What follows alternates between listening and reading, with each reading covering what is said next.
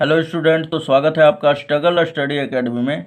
तो आज के इस वीडियो लेक्चर में हम लोग देखेंगे गाउस के प्रमेय का अनुप्रयोग, है ना।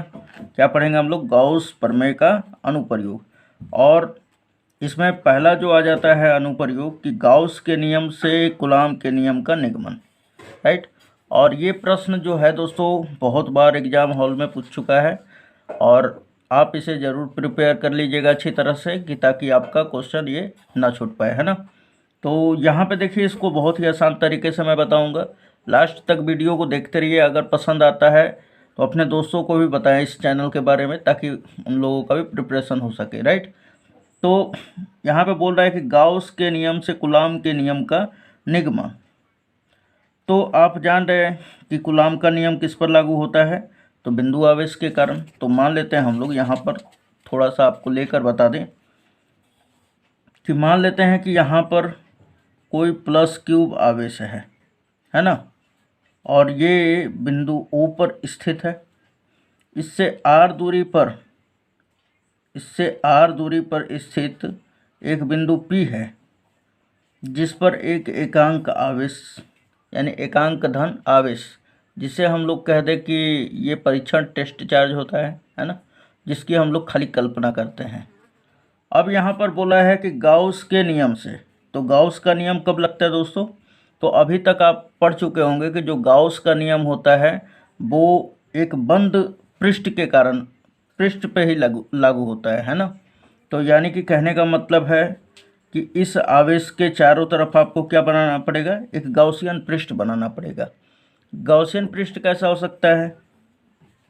तो गाउसियन पृष्ठ गोला भी हो सकता है या इस तरह भी हो सकता है, मतलब इसका कोई निश्चित आकृति नहीं है ना। लेकिन अगर हम लोग देखें कि बिंदु O से P तक का दूरी R है, तो R त्रिज्या लेकर एक चारों तरफ इसकी क्या हम लोग बना सकते हैं? गोला, जो कि आप इस प्रकार देख सकते हैं यहाँ पर। और थोड़ा और भी समझ ले इसमें कि इस जितने भी बात को हमने यहाँ पे अभी ड्रा किया कि माना बिंदु O पर प्लस Q आवेश है, इससे R दूरी पर स्थित एक बिंदु P है जिस पर एक एकांक धन आवेश रखा हुआ है ना। तो अब मेरा बात उठता है कि इसमें जो प्लस आवेश है और ये भी प्लस आवेश है ना, तो ये दोनों के बीच क्या होगा? प्रतिकर्षण होगा। प्रतिकर्षण होगा तो विद्युत क्षेत्र किधर जाएगा? बाहर की ओर ना। प्रतिकर्षण मतलब समझते हैं? प्लस Q आवेश Q0 को क्या करेगा? ढकेलेगा। किधर डायरेक्शन में? इधर के डायरेक्शन में। और इधर के ही डायरेक्शन में क्या होगा? विद्युत क्षेत्र की तीव्रता का दिशा होगा, यानी वेक्टर E का, है ना। तो ये बात हम लोग लिख लेते हैं यहाँ पर। तो हमने यहाँ पे लिखा, ये हमने यहाँ पे लिख के रखा है, ठीक है। इसको अच्छी तरह से हम लोग समझते चलेंगे कि माना बिंदु O पर प्लस Q आवेश वायु या निर्वात में रखा गया है। पहले इतना समझिएगा आप, इधर फिगर पर ध्यान नहीं देना है, ठीक है, जब तक मैं ना उसको दिखाऊं। तो हमने क्या लिखा कि माना बिंदु O पर प्लस क्यूब आवेश वायु या निर्वात में, है ना, रखा गया है। कौन चीज़? तो प्लस क्यूब आवेश। उसके बाद ध्यान दीजिएगा, अब आगे क्या लिख रहे हैं कि अब हमने बोला यहाँ पर कि इससे, किससे? इस बिंदु O से जहाँ प्लस क्यूब आवेश स्थित है, इससे R दूरी पर एक बिंदु P उपस्थित है ना। तो यही हमने लिखा है, इससे R दूरी पर एकांक आवेश Q0 बिंदु P पर स्थित है। यहाँ पे देख सकते हैं, इससे R दूरी पर बिंदु P पर एक क्या है? हमारा एकांक धन आवेश है, जिसे हम लोग Q0 कह रहे हैं ना, स्थित है। अब हम लोग क्या करते हैं, इतना लिख लेने के बाद हम लोग इसके चारों तरफ ये R त्रिज्या लेकर और इसके चारों तरफ इस तरह एक गोले का निर्माण कर देते हैं, जो कि आप यहाँ पे देख सकते हैं। हमने यहाँ पे निर्माण कर दिया है, जो कि आप बढ़िया से इस फिगर को देख सकते हैं, राइट। यहाँ पे आप फिगर को अच्छी तरह से देख सकते हैं। इसको थोड़ा सा जूम कर दें हम, ये आप देख सकते हैं, ठीक है दोस्तों। अब देखिए यहाँ पर थोड़ा सा ध्यान से देखिएगा आप लोग कि हमने क्या किया, एक गाउसियन पृष्ठ का यानी एक गोले का निर्माण कर दिया। क्या? तो R त्रिज्या लेकर, है ना। और यहाँ पर एक बात और ध्यान देना है कि जो हमने बताया कि प्लस Q आवेश के कारण Q0 पे जो विद्युत क्षेत्र की तीव्रता है वो क्या होगा? इधर के डायरेक्शन में। और अब ये क्या है हमारा? ये हरा रंग से जो रंगा हुआ है और ये तीर का सिंबल, तो ये है इस गॉसियन पृष्ठ यानी इस तल का हमारा एरिया वेक्टर, जिसे हम लोग सदिश क्षेत्रफल कहते हैं, है ना। एरिया वेक्टर यानी क्षेत्रफल सदिश। अब क्षेत्रफल सदिश का डायरेक्शन इधर क्यों होगा भाई? तो यहाँ पर इसलिए कहा गया है क्योंकि आप जानते हैं कि मान लीजिए कि कोई तल है, ये हमारा कोई तल है ना, ये कोई पृष्ठ है, तो इसके तल के लंबवत होता है, यानी इस डायरेक्शन में क्या होता है, पृष्ठ का डायरेक्शन होता है। इस पृष्ठ के डायरेक्शन को बताने के लिए हम प्रयोग करते हैं एरिया वेक्टर को, जिसे हम लोग वेक्टर डीएस से सूचित कर सकते हैं या वेक्टर डीए से सूचित कर सकते हैं, राइट। तो यहाँ पे समझ में आ रहा होगा, यहाँ पे इसका ये पृष्ठ है और इसके लंबवत इसका क्या होगा, तो एरिया वेक्टर होगा। और ध्यान दीजिएगा कि कभी भी जो होता है पृष्ठ के तल के लंबवत ही होता है। जैसे मैं अगर बात करूं कि ये गोला है तो इसका एरिया वेक्टर किधर होगा, तो मैं ये पेन लगा दूं इस तरह, ठीक है, तो ये क्या हो जाएगा, एरिया वेक्टर हो जाएगा। समझ पा रहे मेरा बात? अच्छा चलिए, इतना हो गया, समझ गए आप। इसका भी प्रयोग होगा इसलिए हमने ये बताया। अब देखिए, तो यहाँ पे हमने लिख लिया, तो हमने क्या पहले लिखा कि माना बिंदु O पर प्लस क्यूब आवेश वायु या निर्वात में रखा गया है। मान लिया हमने कि बिंदु O पर प्लस क्यूब आवेश वायु या निर्वात में रखा गया है। फिर लिखवाया हमने कि इससे किससे, प्लस क्यूब आवेश से r दूरी पर, इससे r दूरी पर एक एकांक आवेश Q0 बिंदु P पर स्थित है ना। अब यहाँ पे देखिएगा, मैं थोड़ा सा इसको कम कर दूँ, ये हमारा ये हो गया, ठीक है। अब दिखाई दे रहा है आपको? अब हमने लिखा यहाँ पर कि पुनः r त्रिज्या लेकर एक गॉसियन पृष्ठ की रचना की। पुनः हमने क्या किया कि r त्रिज्या लेकर और एक गॉसियन पृष्ठ यानी गोले का क्या किया, रचना कर दिया, है ना। क्यों किया? क्योंकि गॉस का जो नियम होता है बंद पृष्ठ पर ही लागू होता है, खुले पे और जैसे तैसे नहीं हो सकता है, ठीक। तो हमने वही लिखा कि पुनः r त्रिज्या लेकर एक गॉसियन पृष्ठ की रचना की। पृष्ठ के प्रत्येक बिंदु पर आवेश Q के कारण विद्युत क्षेत्र की तीव्रता वेक्टर E पृष्ठ के बाहर लंबवत तथा समान होगा। कहने का मतलब है कि प्लस Q आवेश के कारण जो विद्युत क्षेत्र की तीव्रता होगा वो क्या होगा, इस पृष्ठ के लंबवत होगा, यानी इसके साथ ये 90 डिग्री का कोण बनाएगा यहाँ पर। समझ में आ रहा है आपको? तथा ये बाहर की ओर होगा और कैसा होगा, तो लंबवत होगा, किस पर, तो इस पृष्ठ पर। इतना सब समझ में आया। और ये विद्युत क्षेत्र जो है समान होंगे सबके सब। मान लीजिए कि यहाँ पे प्लस क्यूब आवेश चाहे यहीं पे रखा हुआ है, तो इस इधर भी होगा जो, वो भी समान ही होगा, इधर जो होगा, यानी कि सब का सब जितना भी विद्युत क्षेत्र रेखाएं होंगे सब एक दूसरे को क्या होंगे, समान होंगे। चलिए आगे हम लोग देखते हैं। तो हम बोले कि यहाँ पे अगर एज्यूम करें कि एक छोटा सा अल्प भाग ले लेते हैं यहाँ पर, है ना, यहाँ पे एक अल्प भाग ले लें, तो यहाँ से विद्युत फ्लक्सों की संख्या क्या हो जाएगा, तो आप क्या जानते हैं, विद्युत फ्लक्सों की संख्या बराबर डी फाई ई बराबर यानी इलेक्ट्रिक फ्लक्स, है ना। तो एक छोटा सा अगर हम लोग पृष्ठ का बात कर रहे हैं, जैसे ये है हमारा, तो मैं यहाँ तक का बात कर रहा हूँ, है ना, यहाँ तक का बात कर रहा हूँ। मैं पूछा कि अब प्लस क्यू आवेश के कारण इससे कितने फ्लक्स निकल सकते हैं, तो इसका एरिया क्या है, छोटा सा, यानी मान लेते हैं कि डीएस है। ये पूरा एरिया यस है, तो ये क्या है, डीएस है ना। कल ही के वीडियो में आप पढ़े होंगे, जो पिछला वीडियो था प्रीवियस, उसमें पढ़े होंगे। तो हमने बोला यहाँ पर, तो इस छोटे से भाग से निकलने वाले फ्लक्सों की संख्या, तो यहाँ पे लिखा हमने कि विद्युत फ्लक्सों की संख्या, थोड़ा सा ये गड़बड़ हो गया है तो हमने यहाँ पे लिख दिया है कोष्टक में, ठीक है, कोई दिक्कत नहीं लेना है। तो विद्युत फ्लक्सों की संख्या क्या होगा, छोटे से भाग से छोटा सा निकलेगा, कम ही निकलेगा विद्युत फ्लक्स, तो हमने इसको सूचित किया कर दिया डी फाई ई से, है ना। यानी electric flux is equal to क्या होता है, E d s cos theta. जब दोनों के बीच ई और डी एस के बीच का ये क्या है, कोण है, कॉस थीटा क्या बता रहा है, ई और डी एस का बीच का कोण है। अब ध्यान दीजिएगा यहाँ पर कि इस चीज़ को हमने यहाँ पे लिख दिया कि ये क्या है हमारा, तो फॉर्मूला तो ये हमारा वैद्युत फ्लक्सों की संख्या ज्ञात करने का फॉर्मूला है। तो हमने लिखा वैद्युत फ्लक्सों की संख्या बराबर d phi E is equal to E d s cos theta. इतना क्लियर आउट हो गया होगा आपका। अब आगे देखिए, अब देखा जाए तो थोड़ा सा कि इसके कोण के बारे में हम लोग बात कर दें। तो यहाँ पे देखिए, ये हमारा विद्युत क्षेत्र है और ये इसका एरिया वेक्टर है। तो ये दोनों एक दूसरे के समांतर है। जब समांतर है तो दोनों के बीच का कोण क्या होगा? कोण तो बन ही नहीं रहा है, अर्थात जो कोण होगा एक दूसरे के 0 डिग्री होगा, है ना। एक दूसरे से कितने डिग्री पे होंगे? 0 डिग्री पर। तो यहाँ पे हमने वही लिख दिया कि चूँकि वेक्टर ई व डी एस के बीच का कोण 0 डिग्री है, तब यहाँ पे हम लोग कॉस 0 डिग्री रखेंगे। तो ये d phi is equal to E d s cos 0 degree. अब कॉस 0 डिग्री का मान कितना होता है दोस्तों? 1। तो 1 का गुणा इन सभी में होगा तो इतना ही हो जाएगा ना। अब मैं बात करना चाहता हूँ, ये तो छोटा सा अल्पांश के कारण हम लोग क्या निकाले? विद्युत फ्लक्स। अब मैं पूछ रहा हूँ ये पूरे पृष्ठ के कारण क्या होगा? तो सिंपली अब यहाँ पे लेंगे, फिर यहाँ पे लेंगे, यहाँ पे लेंगे, इन सभी फ्लक्सों की संख्या को क्या कर देंगे? जोड़ देंगे, तो कुल फ्लक्स आ जाएगा। तो इन सभी को जोड़ने के लिए इतना ना करके हम लोग क्या कर देते हैं? समाकलन कर देते हैं। एक छोटा सा अल्पांश भाग का निकाल लेते हैं विद्युत फ्लक्स की संख्या, और फिर क्या कर देते हैं कि उसमें समाकलन का सिंबल लगा देंगे।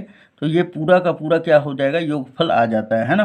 तो यानी कि समाकलन का जो प्रयोग किया जाता है वो बड़े बड़े, हम कह दें कि योगफल करने में किया जाता है। तो हमने क्या किया? यहाँ पे लिख दिया, इसलिए कुल पृष्ठों से फ्लक्सों की संख्या, यानी कि कुल पृष्ठ से निकलने वाले फ्लक्सों की संख्या, यहाँ पे आप लिख सकते हैं कि कुल पृष्ठ से निकलने वाले फ्लक्सों की संख्या। तो हमने यहाँ पे डायरेक्ट लिख दिया कुल पृष्ठ से फ्लक्सों की संख्या। तो डी, ये क्या हो जाएगा? जब हम लोग इसका समाकलन करेंगे तो ये डी फाई जो है बड़ा हो जाएगा ना सब मिलकर। तो ये phi E is equal to क्या हो जाएगा? इसका आप समाकलन कर देंगे हम लोग। समाकलन किसका करेंगे? तो ई डी एस का। ई डी एस लिख दिया हमने। अब ई जो है आपका क्या हो जाएगा? पूरा अचर का काम करेगा, यानी कांस्टेंट है। ई बाहर हो जाएगा, बचेगा क्या? D S. और ये हमने ये बंद चुकी है ना हमारा पृष्ठ, इसलिए हमने क्या किया है कि यहाँ पे लगा दिया है close integral of E d S. समझ में आ रहा है आपको? ई को बाहर कर दीजिए। ई को हमने बाहर कर दिया, अब बचा क्या? D S. तो अब ध्यान दीजिएगा कि डी एस क्या है? तो ये हमारा क्या है? अल्पांश भाग का क्षेत्रफल। क्या हमारा? इस अल्पांश भाग का क्षेत्रफल है। तो जब हम लोग पूरा कर देंगे तो ये पूरा क्या आ जाएगा? ये देखा जाए तो एक गोले की तरह है ना, गोले की आकृति के जैसे। यहाँ पे आप देख सकते हैं क्या हमारा एक गोला है, और गोले का पूरा पृष्ठ क्षेत्रफल क्या होता है? तो आपका आंसर होगा, चाहे आप क्लास 10th में भी पढ़े होंगे या 9th में, 4 पाई आर स्क्वायर होता है ना। किसके बराबर? तो ये समाकलन डी एस के बराबर हो जाएगा। कितना? तो 4 पाई आर स्क्वायर। तो यहाँ पे हम लोग रख देंगे सिंपली। देखिए यहाँ पर कि डी एस बराबर क्या लिख देंगे? 4 पाई आर स्क्वायर। इसको समझने के लिए यहाँ पे लिख देंगे कि चूँकि हमारा integral of d s is equal to 4 pi r square. यहाँ इंटीग्रल ऑफ डी एस क्या सूचित कर रहा है? तो इस गोले के संपूर्ण पृष्ठ क्षेत्रफल के बाद, संपूर्ण पृष्ठ क्षेत्रफल को, है ना। चलिए, इतना हो जाने के बाद, और देखिए जितना आसान लिखिएगा ना दोस्तों उतना ही ज़्यादा नंबर मिलता है ना। क्या बोलता है पेपर में कि परीक्षार्थी यथासंभव अपने ही शब्दों में उत्तर दें। तो ध्यान रखें कि ये अपने ही शब्दों में आपको उत्तर देना होगा, है ना। बहुत ज़्यादा उसमें लेंदी प्रोसेस नहीं लगा कि आपको उसको लंबा करना है, जितना हो सके उतना शॉर्टकट, ठीक है। अगर आपको उसमें भी लैंग्वेज अगर कम करना है, ऐसे तो जितना यूज है बस उतना ही मैंने लैंग्वेज का यूज किया है। अब ध्यान दीजिएगा को ये तो हमने उसी तरह लिख दिया, इसके जगह पर 4 पाई आर स्क्वायर। लेकिन हम लोग क्या जानते हैं? इसको समीकरण 1 मान लेंगे। लेकिन हम लोग क्या जानते हैं कि गॉस के नियमानुसार क्या कहता है कि किसी बंद पृष्ठ से गुजरने वाला विद्युत फ्लक्स उसमें उपस्थित आवेश का 1/ε0 गुना होता है ना। यही होता है ना गॉस के नियम। तो इसे हम लोग समीकरण 2 कर लेंगे, यानी कि phi E is equal to Q into 1/ε0। अब देखा जाए तो समीकरण 1 व 2 से अगर तुलना कर दे हम लोग तो phi E is equal to phi E है ना। फाई जो है ई ये इसके बराबर है, तो क्या ये वाला पोर्शन इसके बराबर नहीं होगा? तो यानी कि E into 4πr² is equal to Q into 1/ε0 के बराबर होगा। तो यहाँ पे हमने वही लिखा है समीकरण 1 व 2 से, इतना बराबर क्या हो जाएगा, इतना। तो अब हमें विद्युत क्षेत्र ई का मान चाहिए, ठीक है। ई का मान चाहिए तो ये वाला 4πr² इधर गुणा में इधर भेज देंगे तो भाग में, तो क्या है इसके भी बटा में एक छिपा हुआ है ना, तो एक इधर ऊपर चला जाएगा, 4πr² नीचे आ जाएगा। तो हमने लिखा 1 बटा में 4πr², ठीक है। और ये ε0 यहाँ पे ले लिया और ये क्यूब यहाँ पे रख दिया। इसको थोड़ा सा मैं सजा दिया हूँ, ठीक है ना। तो आप किसी तरह भी भेज सकते, कोई दिक्कत नहीं है।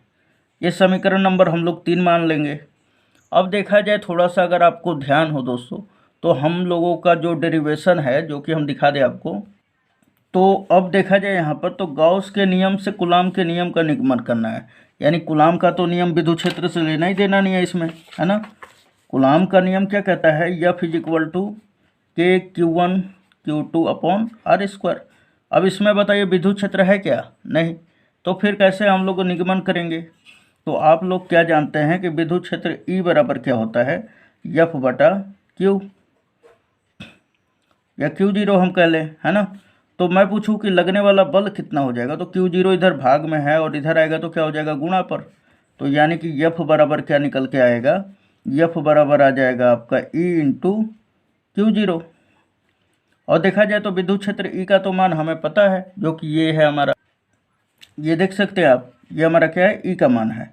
तो बस सिंपली आप E का मान अगर यहाँ पर रख देते हैं तो आपको क्या मिल जाएगा, लगने वाला बल मिल जाएगा। और यही तो है हमारा कूलाम बल, है ना। तो यहाँ पे देखिए 2 बिंदु आवेशों के बीच लगने वाला जो कूलाम बल होता है F बराबर वो ये होता है, राइट। तो यहाँ पे हम लोग लिखेंगे, चूँकि बिंदु P पर Q0 रखा गया है, ये बिंदु P पर क्या रखा गया है दोस्तों, यहाँ पर ये बिंदु P पर यहाँ पर है, तो यहाँ पर क्या रखा गया है, Q0 यानी कि एकांक धन आवेश।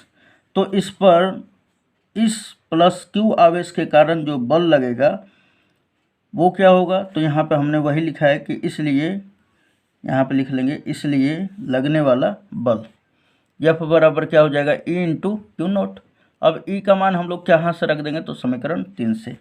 तो यहाँ पे हमने लिख दिया E का मान क्या है हमारा, तो 1/4π, यहाँ पे देख सकते हैं आप 1/4πε0 यहाँ पर रख देंगे E की जगह पर, है ना।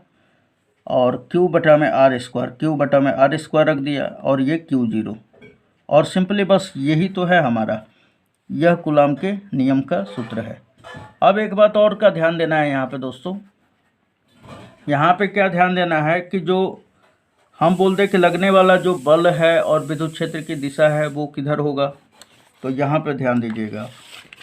तो यहाँ पे जो लगने वाला बल और विद्युत क्षेत्र की जो दिशा है, इन दोनों आवेशों, यानी थोड़ा सा मैं जूम करके आपको दिखा दूँ तो ये कुछ इस प्रकार है। तो हमने बोला यहाँ पर कि ये प्लस Q आवेश है, ये Q0 है ना।